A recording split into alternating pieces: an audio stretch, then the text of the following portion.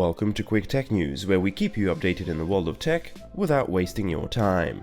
We kick things off by talking about the Apple Watch and how it's apparently sending a bunch of people to clinics even though they don't need it. To be clear, we're not talking specifically about the new Apple Watch, nor the new feature to measure blood oxygen levels. We're talking about the feature which allows the watch to measure if you have a normal or an abnormal pulse. A new study published this week shows that only around 10% of those people who saw a doctor at the Mayo Clinic after seeing their pulse reading on their watch were eventually diagnosed with a cardiac condition. The study shows how home health monitoring like this can lead to abusing the healthcare system, as it may take up a doctor and patient time unnecessarily. The study suggests that there were likely many false positives from watches, which is also concerning since it not only pushes patients to get unnecessary healthcare, but also causes them anxiety. After all, if your device tells you something is wrong with you, your first instinct should be to trust that device. In a way, this is quite similar to self-diagnosing yourself after looking up your symptoms online. Very often, the internet will tell you that something is definitely wrong with you.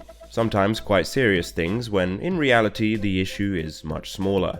To clarify, I'm not suggesting that we don't use devices like the Apple Watch. I still think it's a net positive as a whole.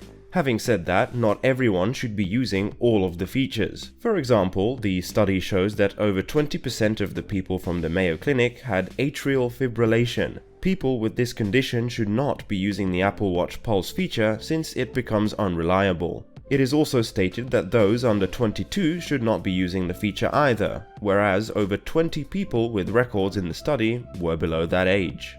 Next up in the news, many older Macs will not be able to watch 4K content on Netflix because of a missing chip. macOS Big Sur, Apple's upcoming OS update, will finally allow users to watch 4K HDR content from Netflix, but only those devices that have Apple's T2 security chip. This means that older devices, even if they could theoretically play Netflix 4K content, won't be able to do so. There's no explanation yet as to why the T2 security chip is required for this, but it may be because that chip has built-in video processing power and has support for the popular HEVC codec. So the current list of supported products are on the screen now, and of course any Apple products going forward will likely all feature a T2 or higher security chip.